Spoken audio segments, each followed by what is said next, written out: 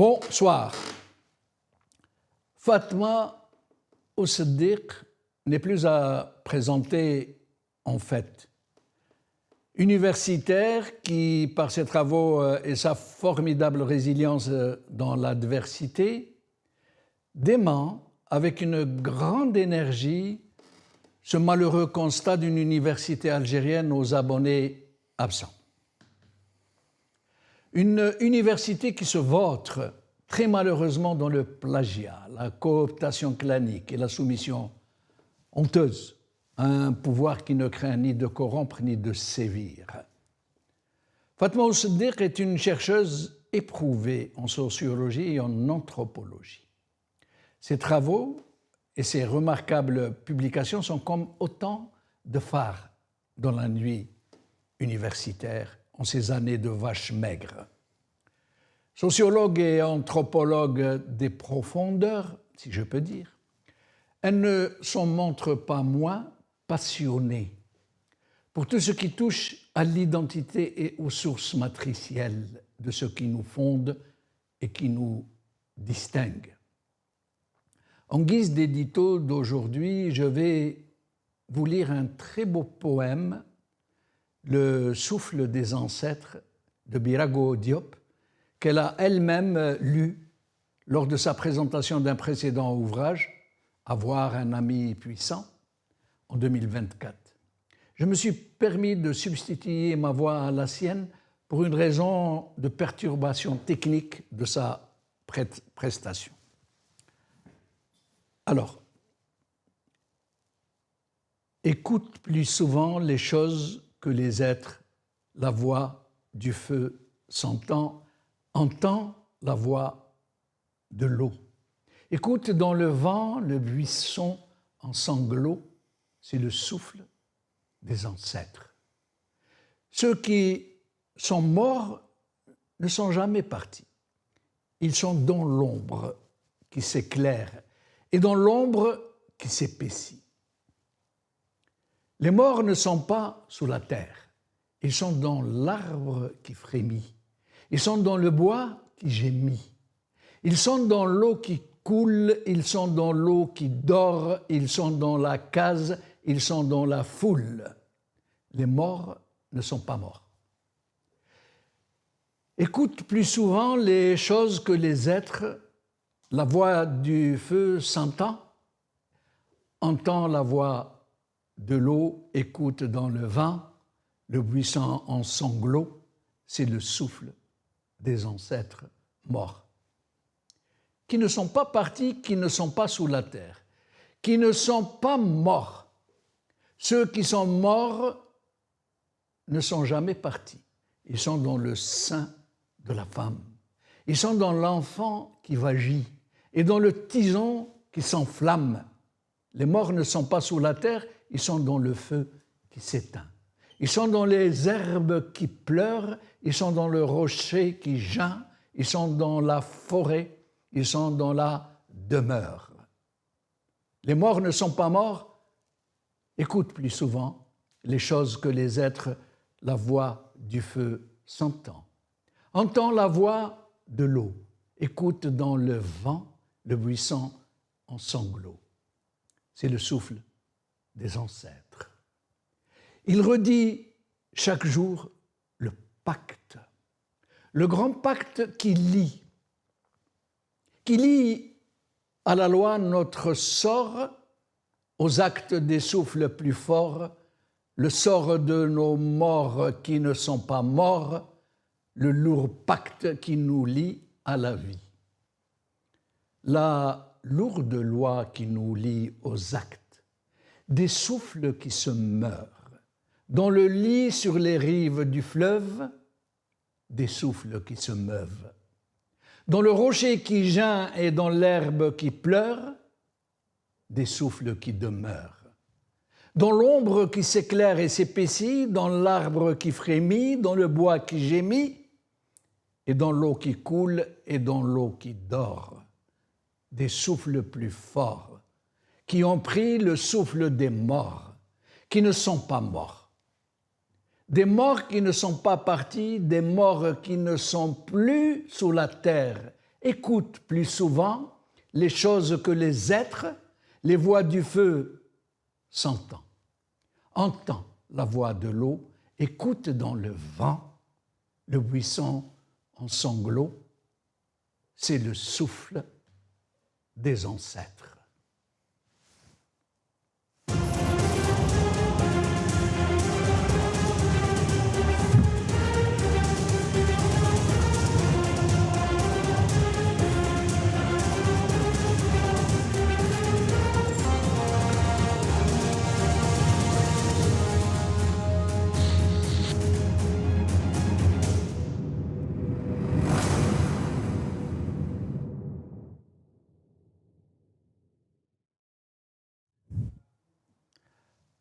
Algérie, interdiction de les identités rebelles de Fatma Oussedek, que j'ai présenté. Et donc je vais finir un petit peu la présentation, si vous le permettez, parce que cette dame a vraiment de qui tenir, en plus d'être cette intellectuelle très vivace, très présente, très intéressée par tout ce qui la concerne, ce qui concerne ses sources, sa matrice, sa source vive. Elle est la fille de Tahar Oussedek, qui n'est pas présenté non plus, écrivain, révolutionnaire, ancien militant du mouvement national, qui est l'auteur de plusieurs ouvrages.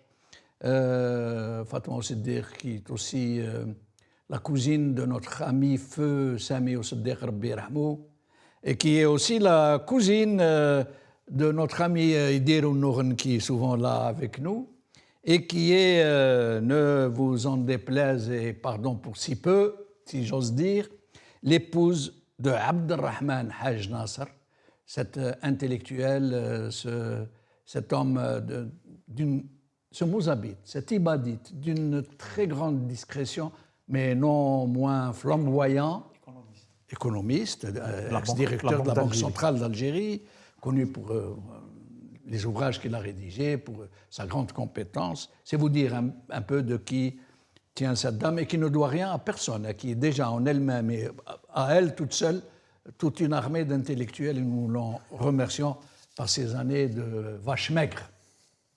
Alors avec nous pour en parler, Samir Belatesh, écrivain, militant politique pour la démocratie en Algérie. Samir, merci d'être avec nous. Merci Djamaldine pour l'invitation. Salutations donc à vous, aux téléspectateurs et à Dr Hassan Hersh qui est avec nous. Dr Hassan Hersh, notre ami, économiste, analyste politique, en effet avec nous. Hassan Hersh, merci d'avoir accepté notre invitation. Ah, on ne vous entend pas, Hassan. On ne vous entend pas. On n'a pas le son. Un petit souci. Non, non, vous étiez très bien, sauf qu'on ne vous entend pas. Je vous laisse entre les mains de la régie, je reviens vers vous dans un moment. Vous avez coupé votre micro, je crois. Hassan, alors, est-ce que c'est bon? On va vous laisser entre les mains de la régie. Samir Belatesh, cette émission vient à la suite de l'interdiction, de la suspension, de la présentation de cet ouvrage, Les identités rebelles de Fatma Oussedek. On l'a interdit de présenter et de dédicacer ce livre. Après, il y a eu un communiqué de la Bibliothèque nationale, je ne vais pas le lire en entier. Il dit seulement qu'il n'y a pas eu de numéro d'ISBN et qu'il n'y a pas eu de copie de livre, dépôt de copie du livre au service du dépôt local de la Bibliothèque nationale, etc., etc.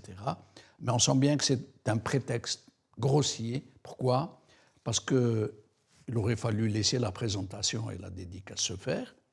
Et ce qui devait être fait aurait pu être fait après le week-end, puisque le week-end, la Bibliothèque nationale ne travaille pas. D'ailleurs, c'est ce que dit la précision de Arsqiyat al-Arbi, le directeur de l'édition Coucou.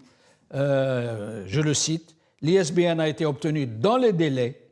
Par contre, le livre ayant été récupéré de l'imprimerie jeudi après-midi, le dépôt légal à la Bibliothèque nationale ne pouvait être fait qu'après le week-end, c'est-à-dire après la présentation des dédicaces. Point barre. » Alors, Samir, curieusement, cette interdiction nous rappelle une autre interdiction qui a eu lieu et qui a provoqué le printemps berbère, vous vous rappelez, Mouloud Maamri, Rabbi yarhamou, à votre avis? Le 10 mars, si je ne dis pas de bêtises, de mémoire, le 10 mars 1980, 46 ans plus tard, c'est ce que je disais tout à l'heure, 46 ans plus tard, on n'a pas encore fait un pas devant pour sortir un peu de la triste situation dans laquelle on se trouve. Mouloud Maamri, pareil, c'est un chercheur, il allait faire une présentation. Un anthropologue aussi. Anthropologue, je veux dire, il est dans la science, il est dans l'université, et il allait présenter sa recherche sur les poèmes kabyles anciens, etc. Et ça a donné ce que ça a donné. On lui avait interdit ça. Ensuite, la répression sur les étudiants de l'université. Ensuite, sur toute la ville et la région, etc. Ça a donné des morts, des prisons. Ça a mis le feu aux poudres. Mais absolument. Ça a donné le printemps berbère de 1980, oui, qui n'est plus à présenter maintenant. Ça fait 46 ans. Ça s'est répété en 81, en 82, en 83, etc. Ce régime, en 2001... C'est terrible. En fait, on n'a pas avancé d'un pas. C'est terrible à constater. Mais c'est pire, Samir, puisque ce régime aurait pu tirer une leçon de ce qui s'était passé. À la limite, il aurait pu se dire « Bon, je n'ai pas encore provoqué un autre printemps berbère. » À plus forte raison que Fatma Oussedik tient de la même veine que Mouloud Maamri. Attaché aux racines, attaché aux liens avec les anciens, au patrimoine, à la culture des ancêtres. Pourquoi Parce que le régime n'a pas changé d'un centimètre. Les fondamentaux du régime sont les mêmes. C'est une dictature qui interdit aux gens de s'exprimer, comme ils interdisent aux gens de s'organiser, de faire des partis politiques, etc. Mais ils interdisent aussi aux chercheurs de faire dans la recherche. Ils interdisent aux écrivains de sortir des livres, sauf quand c'est un livre sur la cuisine ou un truc comme ça. Donc le régime, il n'a pas changé d'un centimètre. Encore une fois, c'est terrible à constater parce que, je ne sais pas, Jamaldine, je pense qu'on commence à prendre de l'âge et avec le temps, on se dit, mais un jour quand même, ça devrait changer, non? Parce qu'on rêve un peu de voir notre pays, un peu comme ce qui se passe en France ou ailleurs dans le monde, n'importe quel pays qui se respecte, où on laisse les chercheurs s'exprimer, on laisse les livres sortir, on fait un débat scientifique, on fait un débat universitaire. Même, il y a des choses que moi je ne partage pas chez certains écrivains et tout, mais je n'irai pas leur interdire ça. Même ici en France, on voit bien que des fois, il y a des recherches où il y a des chercheurs qui ont touché à des sujets qui sont à des sujets sensibles, chauds, etc., ou clivants. On ne les met pas en prison, on n'interdit pas, on ne ferme pas la librairie qui allait présenter le bouquin.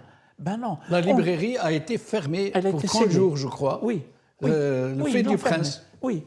Et du coup, non, on espère pour notre pays qu'on entre enfin dans une nouvelle ère où on peut faire de la recherche, où les choses sont apaisées. Ce n'est pas encore le cas, malheureusement. Mais vous qui en rêvez, Samir Bellatèche, ce système semble vous dire vous pouvez rêver.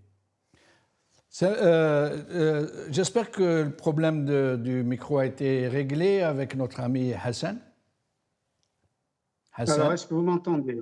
Ah, très bien, Hassan. Permettez-moi d'abord, avant de vous recevoir, de vous présenter mes plus sincères condoléances pour le décès de votre cousin et ami et très proche, Hussein Herish, Rabbi yarhamou. Merci beaucoup. C'était un excellent professeur des études dentaires à l'université de Casablanca. Et avant d'y être à Casablanca, il était passé par l'hôpital de Médéa.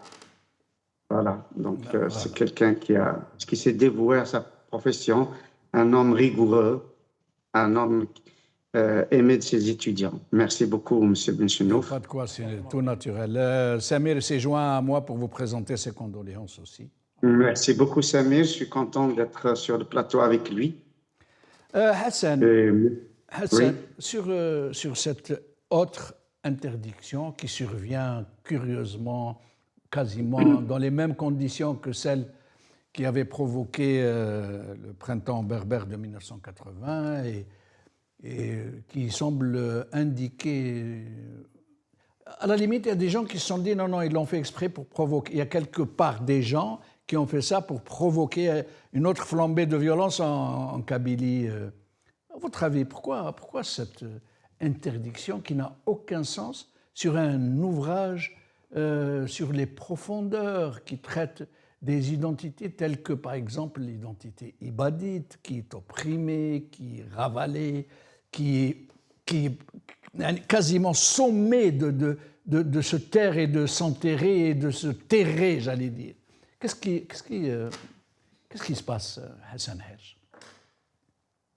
Je pense, d'abord, si vous me permettez, j'ai envie de m'incliner vraiment à la mémoire de tous ceux qui sont morts et d'être auprès aussi des milliers de blessés pour justement avoir revendiqué printemps 80, printemps 81, qu'on oublie souvent, dans la région de Bgaïs, Bougie, Bdjaïa, et puis évidemment le printemps noir de 2001, et pas seulement ceux des printemps à Mazir, mais aussi tous les Algériens qui sont morts, qui ont été blessés pour justement, uniquement pour que la démocratie s'installe dans notre pays, pour que les libertés soient respectées, toutes les libertés individuelles, collectives, intellectuelles, confessionnelles, syndicales, associatives, politiques, ainsi de suite.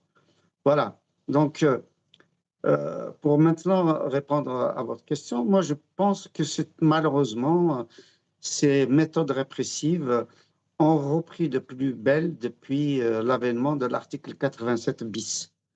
Et donc on a assisté d'abord à deux partis politiques qui ont été considérés comme des groupes terroristes, ensuite des interdictions des cafés littéraires, l'arrêt du fameux été racontard où il y avait de la chanson, du théâtre, de la poésie et beaucoup de manifestations culturelles à travers toute la Kabylie et l'Algérois, et l'expression d'un certain nombre de femmes et d'hommes, que ce soit sur le domaine politique, le domaine littéraire, religieux, qui ont été soit arrêtés, emprisonnés, soit bâillonnés. Et donc on assiste effectivement à un regain de tension. Tout se passe, M. Benchenouf, j'ai l'impression, c'est ma lecture en tout cas, tout se passe comme si le système algérien voulait nous imposer un développement économique, mais un bâillonnement culturel, un bâillonnement politique, ainsi de suite. C'est-à-dire prendre un petit peu le modèle chinois, voire peut-être même quelque part russe, et en tout cas le modèle chinois, alors que ces deux empires n'ont absolument rien à voir avec nous, on n'a pas la même culture. Eux, ils ont une culture ancestrale, millénaire, d'empereurs, donc où le citoyen n'existe pas.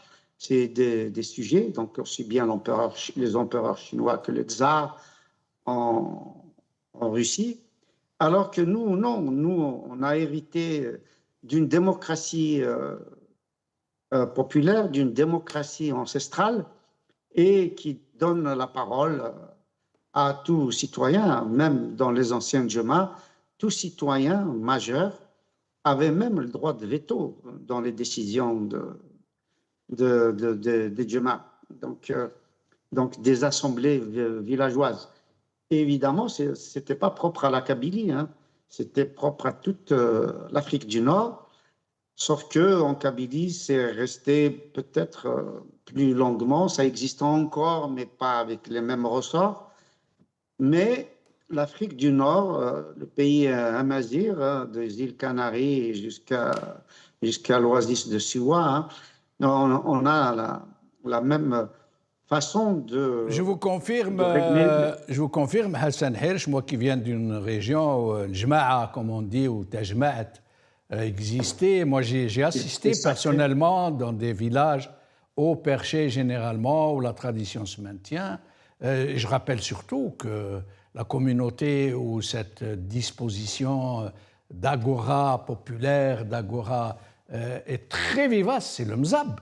C'est le mzab où tout se décide en commun, ensemble, avec une structuration de représentation, y compris chez les femmes, les rsalettes, les laveuses de mort, qui ont une haute autorité morale et qui gèrent un peu les affaires de la cité féminine, pendant que les azaba, l'association, le sommet de la hiérarchie, élus, non pas désignés, s'occupent des affaires de la cité d'une façon générale. Alors, j'aimerais avant de continuer sur cet ouvrage en particulier, lire quelques passages d'une autre lecture que m'a fait parvenir un ami des réseaux sociaux de Facebook, qui ne m'a pas autorisé à citer son nom, mais que je remercie très chaleureusement. Je ne sais pas si la note de lecture est de lui ou s'il s'est contenté de me la transmettre.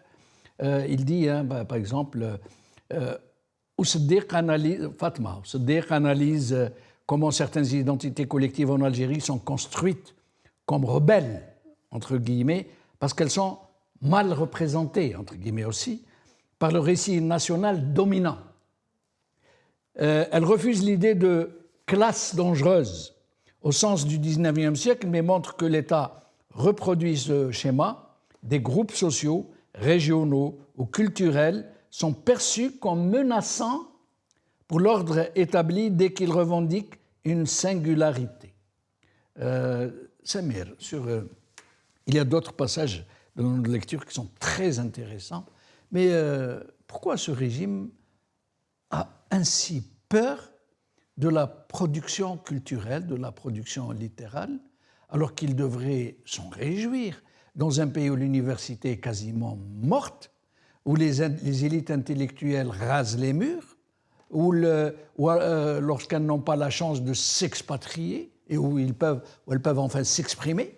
Quel est donc ce système mortifère à ce point, j'allais dire culturocide? Pourquoi fait-il ça? J'allais commencer par dire, puisqu'ils l'ont interdit, ça donne envie d'aller l'acheter le livre et de le lire, etc. Absolument. C'est la meilleure façon de diffuser le livre, oui. C'est de faire comme ils ont fait là. On le réprime, on l'interdit, on se met à parler de lui, etc. Du coup, les gens qui n'avaient même pas l'intention de le lire vont le lire, donc moi. Exact. Donc, bravo moi déjà. Voilà, donc bravo. C'est-à-dire qu'ils causent l'effet inverse de ce qu'ils veulent en réalité faire. Mais sinon, je pense que la dictature algérienne, elle est ce qu'elle est. Rien de nouveau sous le soleil. Je pense qu'ils interdisent tout ce qui sort du moule. C'est-à-dire qu'ils veulent avoir un contrôle sur la société. On l'a vu ces dernières années. C'est le cas depuis 1962, même depuis la Révolution. Mais ces dernières années, on l'a vu comment ils ont un contrôle mais systématique de tout ce qui se passe dans la société. Ils contrôlent tout. Va demander aux pauvres Algériens qui sont à l'intérieur, qui sont à l'université, les étudiants, ou va voir, et on le sait, et sur votre chaîne télé, vous présentez cette chose tout le temps, la situation des syndicats, la situation des militants des droits de l'homme. Les partis politiques. Les partis politiques, etc. Donc ils interdisent tout ce qu'ils ne peuvent pas contrôler ou tout ce qui ne vient pas d'eux. Rajouter à cela, malheureusement, c'est que nous, notre dictature, c'est une dictature, désolé de le dire comme ça sur un plateau de télé, mais c'est une dictature de brutes. Ce n'est pas des gens, des intellectuels, ce n'est pas des gens... Même quand Dr Hershey parlait de la Chine ou de la Russie, il me semble, je ne suis pas connaisseur de ces pays-là, mais il me semble qu'eux, ils ont quand même des chercheurs. Moi, j'ai écouté des chercheurs chinois qui analysent la situation dans le monde et tout. J'ai halluciné par la pertinence de ce qu'ils disent et puis ils ont avancé dans la réflexion, etc. Nous, on n'a pas ça. Nous, on a des gens, désolé de parler comme ça, c'est entre leur caserne, leur bureau ou leur bâtisse là dans une caserne et les cafés ou les bas-fonds de la ville d'Alger. Ils font l'aller-retour, mais il n'y a rien d'intellectuel chez ces gens-là. Donc, quand quelqu'un y vient, il fait une réflexion, je suis sûr que le meilleur d'entre eux, il ne pourra pas commenter le bouquin. Ils ne l'ont probablement pas lu, etc. Ça parle des Mozabites. Le sujet des Mozabites, il est sensible depuis déjà un moment. On a vu ce qui s'est passé en 2005.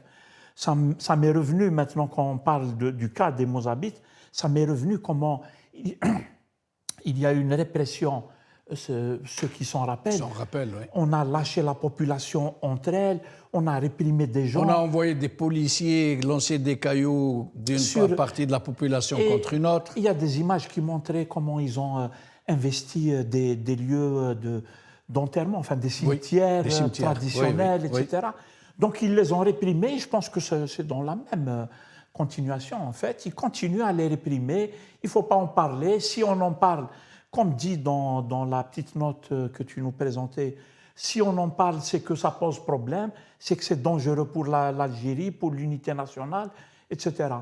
Je vous dis, ce n'est même pas des intellectuels qui nous gouvernent pour qu'on ait un débat avec eux et qu'on leur dise, ben, la dame, elle est universitaire, elle va vous expliquer qu'elle n'est pas là pour créer des problèmes d'identité ou de sédition, on dit, je pense, ou de séparation entre les Algériens. Non, c'est une réflexion qu'on doit faire sur notre société, sur notre identité, une réflexion à faire sur notre histoire, même si des fois elle ne nous plaît pas. Moi, perso, j'ai écouté des chercheurs qui ont dit des choses et tout. Franchement, ça ne me convient pas ce qu'ils disent. Mais jamais j'irai dire il faut les interdire. Non, tu écris un livre, tu les invites sur un plateau de télé, dans une librairie, vous discutez, vous lui posez la question, vous lui faites des contre-arguments et on élève le niveau de réflexion et c'est comme ça qu'on améliore ou qu'on fait avancer les sociétés. Les sociétés occidentales, on est ici en France, mais rien que dans les milieux, je veux dire, que moi je connais par exemple, chacun est dans son milieu, au travail, on a fait des assemblées générales où on était 300 à discuter et je vous jure que les gens, ils n'étaient pas tous d'accord, ils ne parlaient pas tous de la même manière et ils ne disaient pas « Tahel Djish ». Non, les gens, ils donnent leur avis, ils sont en contradiction avec le directeur qui est juste là, ils n'ont pas peur, ils le disent avec respect qu'on doit entre gens très bien, des gens qui Et on ne téléphone pas au juge pour les mettre en prison. Voilà, et on dit ce qu'on pense, ce n'est pas la fin du monde, donc on argumente, on contre-argumente, on sort les preuves. C'est comme ça que les sociétés avancent. Nous, on a affaire à un gars, s'il se fâche, il sort son pistolet, il tire en l'air pour que tout le monde se... Goebbels. Moi, je les ai vus à Alger. Ils venaient, j'arrête là, ils venaient à la cité universitaire, tu avais des gars, ils viennent, ils tirent en l'air pour que tout le monde se disperse et ils sont les maîtres de la place. C'est une cité universitaire où ils viennent faire ce qu'ils veulent. Voilà, c'est ça notre pays. C'est triste à voir, encore une fois. Je rappelle, puisque vous avez parlé de la communauté ibadite, nos frères mozabites, la communauté la plus pacifique du monde, la plus douce, la plus intelligente, moi, j'ai énormément d'admiration pour cette communauté. Khdamin, ils ne font pas de fumée, comme on dit, ils sont tranquilles, organisés, très solidaires les uns avec les autres. On n'a jamais vu un Mozabite demander l'aumône. Non, il est temps de démunir les Algériens. C'est le régime qui nous pose problème. Bien sûr. Ce n'est pas les livrets. Et je rappelle que lorsqu'ils sont avisés de bouger un peu pour revendiquer leurs droits, il y a eu une violence contre eux, je me rappelle, hein, on couvrait ensemble d'ailleurs, Samir, avec nos vidéos. Il y a eu la mort de Dr Kamaldin Fkhar Birhamou, mort des suites d'une grève de la faim, peut-être... Ils l'ont laissé jusqu'à mourir. Ils l'ont laissé mourir. On dit même pour certains qu'ils ont réussi de lui donner du sucre. Il y a eu l'incarcération dans un procès inique de Babanjar, qui aujourd'hui est en prison. Ça fait il y a 25-30 ans qu'il est en prison. On dit que c'est le Mandela algérien, tellement il a... Oui, alors que le dossier est vide, moi j'ai suivi ça, son cas particulièrement. Voilà. Alors, Hassan Hersh, avant de vous donner la parole, je vais lire encore un petit paragraphe de cette note lecture. Elle parle de Fatma Siddiq, elle prend l'exemple du Mzab ibadite, entre guillemets. Une communauté qui résiste non pas à la nation, mais à une perte de soi. Les Mozabites veulent inscrire leur destin dans une histoire dont ils conservent le récit. et qu'ils transmettent avec ténacité. Pourquoi interdire aux Algériens d'honorer leurs racines, de méditer sur leur conformation identitaire, sur leur source matricielle, sur l'évolution de leur société en bien ou en mal? Pourquoi s'imposer ainsi en censeur de la chose culturelle alors qu'elle est déjà très mal en point par les temps qui courent? Hassan. Moi, je pense très honnêtement qu'il s'agit tout simplement du refus de reconnaître l'autre différent. Donc, dès lors qu'on sort du moule que veut instaurer le système depuis 1962, eh ben, on est combattu.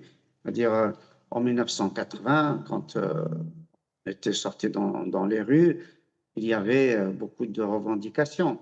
La première des revendications, c'était l'égalité de droit entre les Algériens, parce que justement, il y avait une discrimination qui frappait les berbérophones de toutes les régions.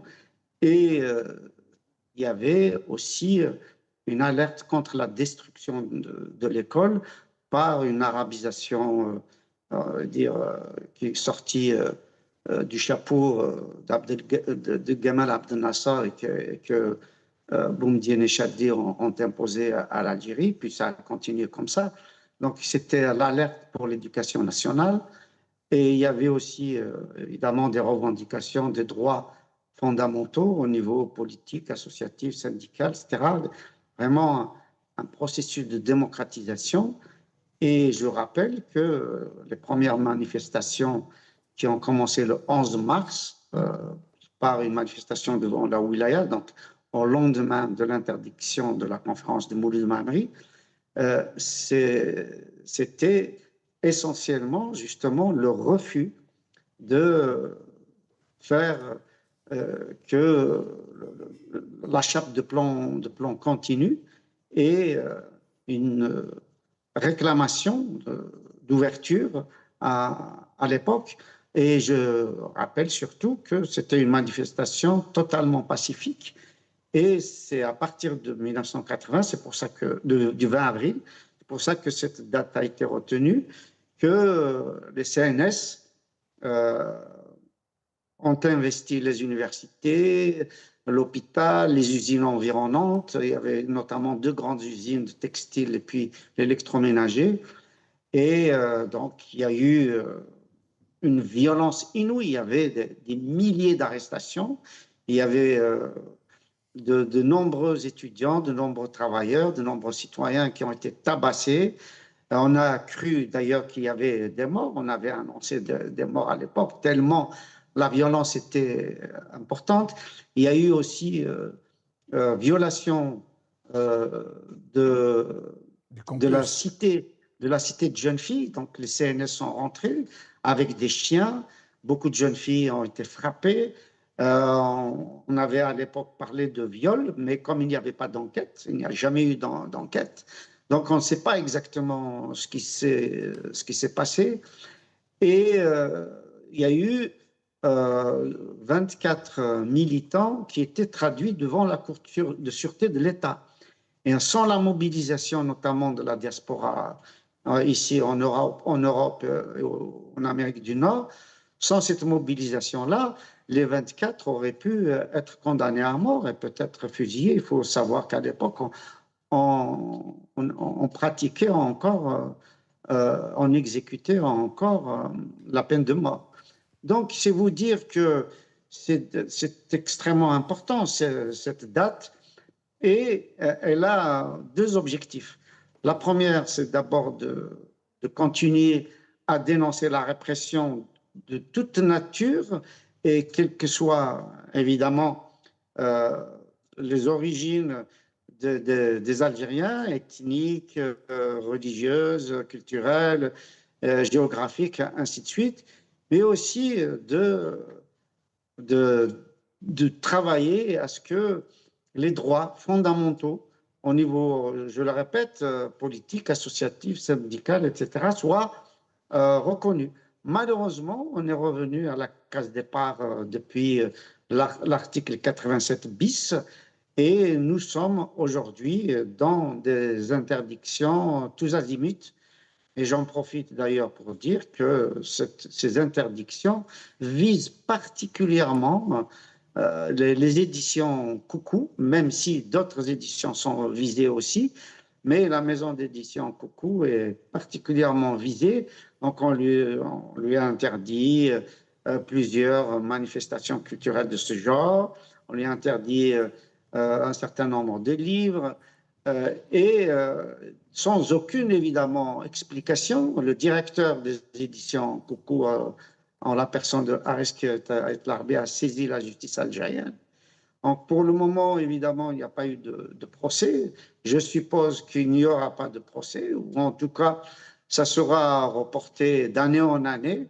Donc, il y a quelque chose ici qui est totalement inutile. Hassan, permettez-moi de vous interrompre. Hassan, tout à l'heure, vous avez dit que tout ça vient de la négation de l'autre. Vous laissez supposer qu'il y aurait à la tête de ce pouvoir, de ce système, une ethnie un tant soit peu homogène qui contre les autres ethnies. Je parle d'idéologie. Il y a une idéologie panarabiste. Oui, mais Hassan, moi, la question que j'aimerais vous poser, dans ce régime, il y a de toutes les ethnies, de toutes les appartenances identitaires et culturelles. Mais je ne parle pas d'ethnie dans le régime, je parle de l'idéologie panarabiste qui a été instaurée depuis Ben Bella quand il avait lancé son premier slogan, et en plus en Tunisie, et au retour justement du Caire en disant « nous sommes des Arabes, nous sommes des Arabes, nous sommes des Arabes ». Dès lors qu'on sort justement de ce périmètre, on est combattu, on est réprimé, on est bâillonné. Donc si on doit... Mais vous pensez que c'est encore le cas, Hassan? Pardon, je termine cette phrase, s'il vous plaît. Si on doit accepter un poste d'autorité en tant que wali, ministre ou fonctionnaire, il faut laisser l'identité amazigh au vestiaire. Et donc, c'est la raison pour laquelle je dis effectivement qu'un refus de l'autre, c'est-à-dire l'autre justement en tant que personne algérienne qui refuse cette idéologie qui nous a été imposée et qui a été imposée dans les médias, à l'école, etc., dans l'environnement culturel, linguistique. Ça, on peut pas. J'entends ce que vous dites, Hassan, mais moi personnellement. Ça a encore une tournure plus grave à partir. Oui, mais personnellement, si je peux donner mon humble point de vue, Hassan, c'est que ceux qui sont à la tête de ce pouvoir et qui dirigent toute cette machinerie, moi je crois qu'ils sont plus dans la peur de la contestation, parce qu'il se trouve, comme par hasard, j'allais dire, mais que ce n'est pas un hasard du tout, que la région la plus contestataire du pays, qui menace vraiment le régime, se trouve être en Kabylie. C'est un fait qu'on ne peut pas nier. Et pourquoi, si vous permettez, Hassan, je continue juste. Et dans les années 2005, je crois, 2005, il me semble, l'affaire de la répression à Omzab, il s'est trouvé comme par hasard, avec des militants comme genre Kamaldin Frare, qu'une autre région berbérophone est très attachée à son identité, a semblé donner des soucis au régime, qui a pensé à une possible fusion, j'allais dire, des combats. Et c'est surtout pour ça qu'il a... Pas parce que c'est des Mozabites ou des Berbères, c'est surtout parce qu'il a peur de faire face à une contestation globale venant de régions particulièrement berbérophones, j'allais dire, mais bon, c'est mon point de vue. Monsieur Benchenouf, si ces régions berbérophones avaient été respectées, et si, ne serait-ce que ce qui a été décidé par Bouteflika, d'ailleurs, qui a accepté un certain nombre de concessions sur l'enseignement de Tamazight, sur la reconnaissance de Tamazight, etc., notamment son statut sur le papier de langue officielle, nationale et officielle, encore une fois sur le papier. Si on avait accepté l'académie qui a été justement annoncé et il y a eu un décret, il y a eu même 15 ou 17 membres qui ont été nommés pour l'Académie Amazigh. Si on avait mis en place une école normale qui a été demandée, etc., si on avait répondu aux aspirations, aux demandes justement de militants Amazigh, je pense qu'il n'y aurait pas le problème dont vous parlez. On serait dans l'égalité des droits avec l'ensemble des Algériens. C'est-à-dire que notre langue, notre culture, notre histoire serait prise en compte. Or, il se trouve, encore une fois, qu'il y a surtout, justement, le refus de l'autre dans le sens où l'autre identité. C'est parce que l'identité officielle, et c'est dans la Constitution, on parle de l'Algérie comme terre arabe. Et ça, évidemment, pour les tenants de ce panarabisme, dès lors qu'on parle, d'ailleurs, il n'y a pas que les berbérophones qui parlent de leur berbérité. Il y a beaucoup d'Algériens non berbérophones qui reconnaissent leur amazirité, qui la revendiquent. Et je reviens à vous, Hassan. Qui trouve scandaleux le sort réservé justement à ce patrimoine algérien, à ce patrimoine nord-africain qui mérite d'être pris en charge par les institutions.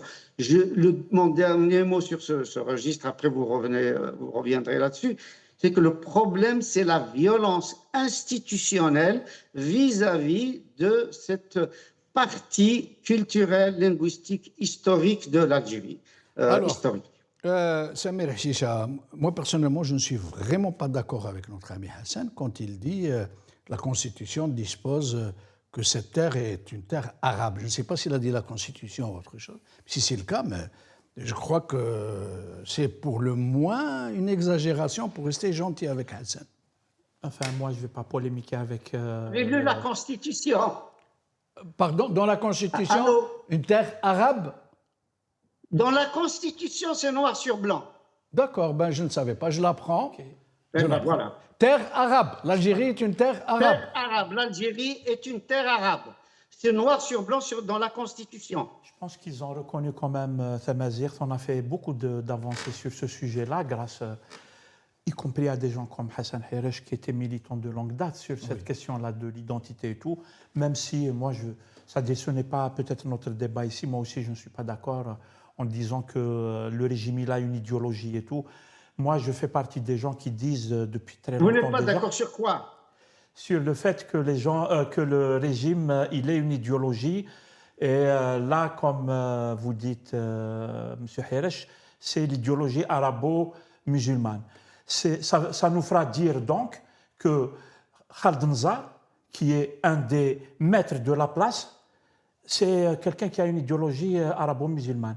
Que Toufiq, qui est un des maîtres absolus de la place, c'est quelqu'un qui a une idéologie arabo-musulmane. Que l'Arbi Belkhair, qui est un des maîtres de la place, qui a été un des maîtres de la place, il a une idéologie arabo-musulmane. En fait, non. Samir, parce que ça n'exclut pas les contradictions. Ça n'exclut pas les contradictions. On va laisser Samir s'exprimer. Juste une seconde. Entre le comportement dans le privé et puis ce qu'ils font au niveau institutionnel, il y a justement un fossé. Alors, on va laisser Hassan s'exprimer. Je reviens à vous, Hassan. Je voulais juste vous préciser, j'ai juste ouvert, j'aimerais qu'on me voit à l'écran, voilà. J'ai juste ouvert Google. Oui. Alors, la Constitution algérienne définit l'islam, l'arabité et l'amazirité comme composantes fondamentales du peuple algérien et le peuple comme terre d'islam, partie intégrante du Grand Maghreb, méditerranéen et africain. Il y a une ligne, M. Benchenouf, il y a une ligne où à un moment, ils disent l'Algérie est une terre arabe. Je suis d'accord qu'il y a ça, je suis d'accord qu'il y a D'accord, on va vérifier après, quitte à y revenir. Ils disent aussi Tamazight langue est aussi langue officielle, etc., mais qu'ils disent que l'arabe est langue de l'État, ce qu'ils ne disent pas sur Tamazight, etc. D'accord, mais on va vérifier, Hassan. On va vérifier après si c'est terre arabe. Moi, je ne l'ai pas vu. Tout le monde à la maison est en train de vérifier. Voilà, tout le monde est en train de vérifier en même temps. Alors, je vais laisser la parole à Samir pour essayer équilibré. Je vais lire un autre paragraphe de cette très bonne note de lecture. Pourquoi il a été... Même s'il n'y avait pas cette ligne-là, très franchement, l'idéologie officielle, c'est l'islamo-arabisme. Vous ne pouvez pas contester ça quand même. Non, mais il y a eu des avancées, Hassan, on ne peut pas les nier, même si ces avancées sont chafouines, sont sournoises, qu'elles ont procédé d'un cadeau empoisonné en faisant de la mazirité une langue officielle alors qu'elle ne l'est pas du tout. Mais on ne peut pas synthétiser, enfin, simplifier. Écoutez-moi, l'interdiction de la conférence de Madame Fatma Ousdik rentre dans ce cadre. Très bien. Alors, Hassan, sinon l'émission, elle va partir en quenouille. Oui, mais attendez. D'accord, mais vous avez dit ce que vous deviez dire, on vous a contredit, il n'y a pas de souci, Hassan. Si c'était une conférence sur l'arabo-islamisme, la conférence aurait été autorisée.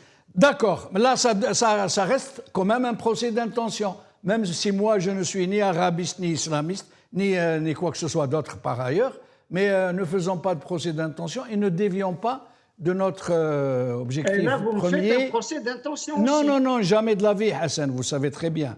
Alors, en me disant que c'est un procès d'intention, vous me le faites. D'accord, Hassan. Alors, je poursuis. Samir Hashisha, Samir Bellatesh, pardon, le nom de guerre de Samir Bellatesh ressurgit à chaque fois qu'il y a de l'orage dans l'air. Ouais, comme du temps de la Révolution. Comme du temps de la Révolution. C'est Kamel, c'est Ahmed, c'est Taïb Al-Watani, etc.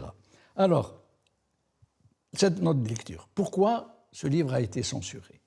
L'interdiction même du livre illustre sa thèse.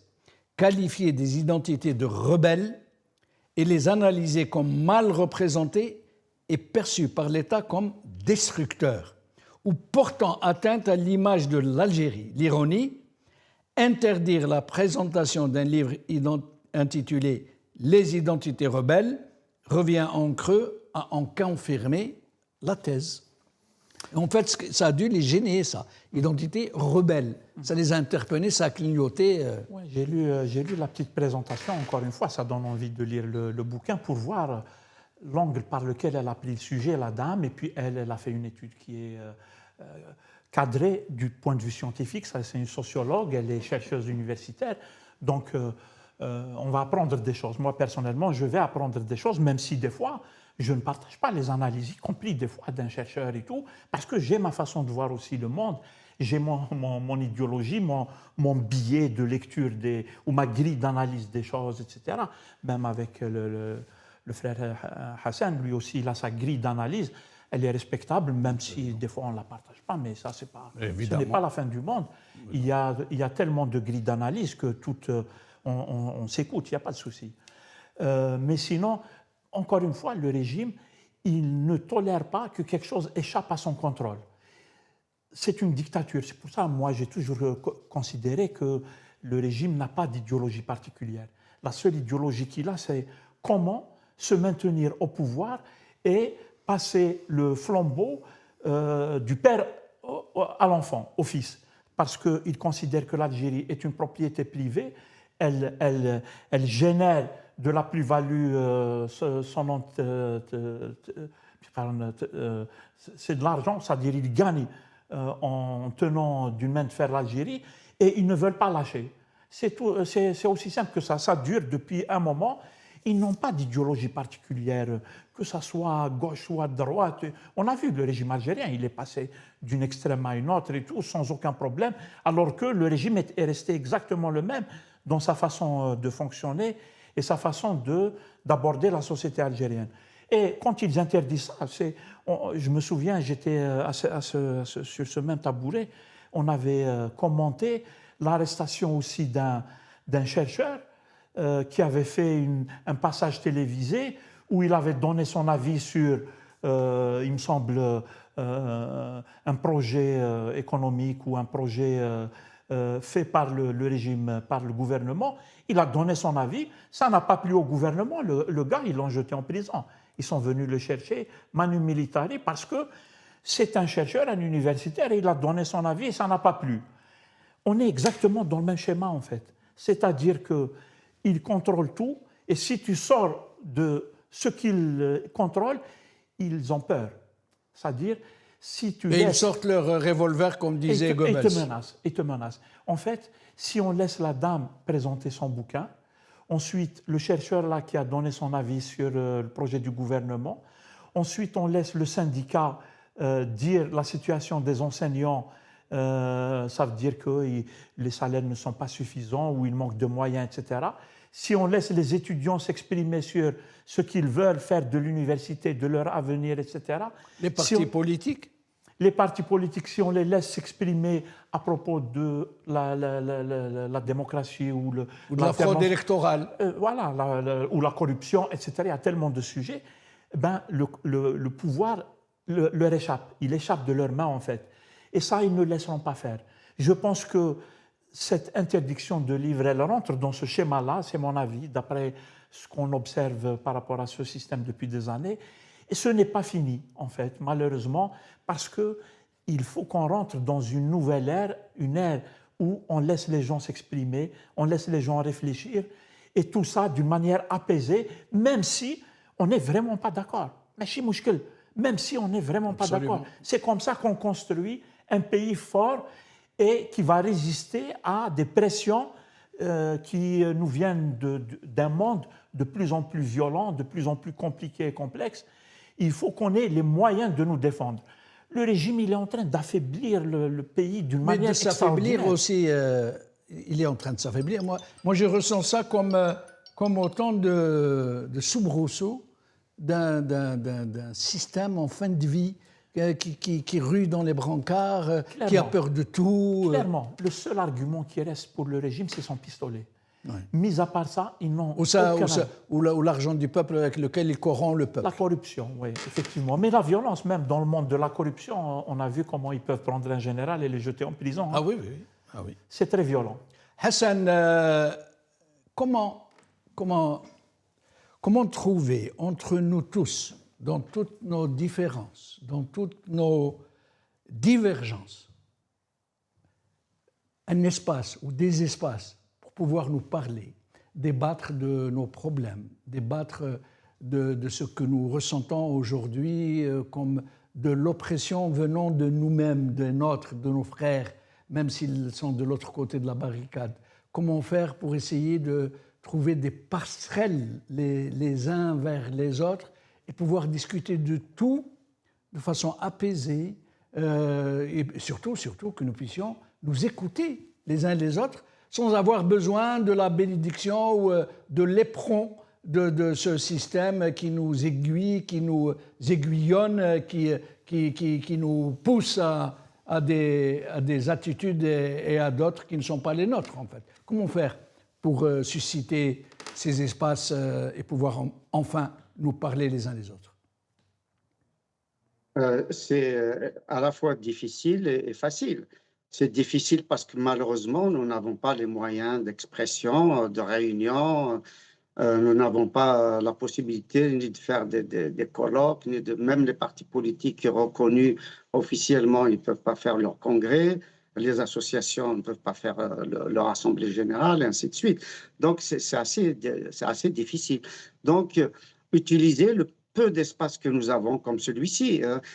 Samir avait, à juste titre, parlé du scientifique, la financier, qui était intervenu en disant que le coût de gaz Jbilat est élevé et que l'amortissement était sur 40 ou 50 ans et qu'il a été arrêté pour ça.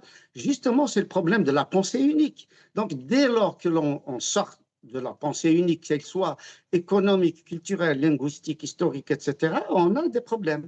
C'est la raison pour laquelle je disais justement que tout ce qui concerne la mazérité sort de la pensée unique. Parce que la pensée unique, c'est ce que je disais au niveau politique, économique, etc.,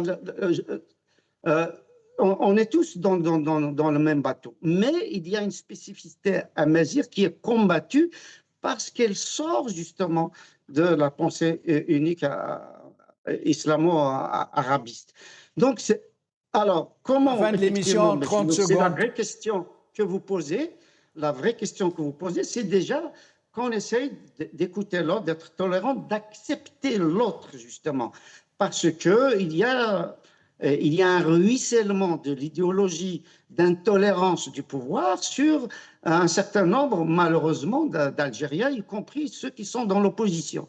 Un exemple. Très vite, Hassan, nous arrivons à la fin de l'émission.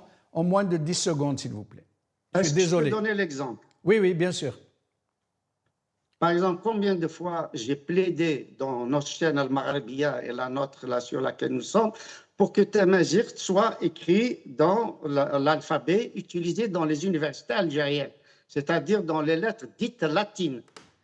Or, justement, comme l'idéologie officielle ruisselle sur un certain nombre d'acteurs, donc on nous oblige à écrire Tamazight dans ces chaînes-là de l'opposition en lettres arabes, ce qui va à l'encontre des décisions... Nous aurons l'occasion d'y revenir, Hassan. Désolé. À l'encontre des scientifiques amazighs et à l'encontre de ce qui se passe dans les universités de Batna. Désolé, Hassan, je suis obligé de vous interrompre. Hassan, je suis obligé.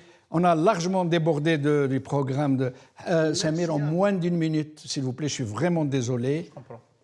Samir, le mot de la fin. En fait, on est en train de commenter l'interdiction, la présentation de ce livre. Encore une fois, il faut qu'on se libère de cette dictature pour qu'on mette en place un régime qui respecte la société, qui respecte l'intelligence des Algériens, qui respecte la recherche scientifique, la recherche universitaire, qui respecte les syndicats, les étudiants, les jeunes, les mamans, les papas, etc. On doit sortir de ce régime dictatorial. Merci Samir Belatesh, merci Dr Hassan Hersh, merci Madame Oussiddiq pour ce que vous faites et pour ce que vous faites. Merci à vous, chers amis, d'avoir suivi cette émission. Bonne soirée à vous tous.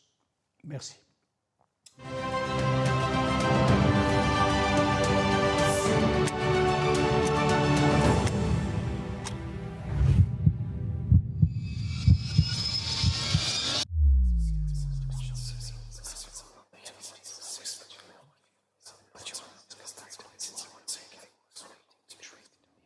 Nice.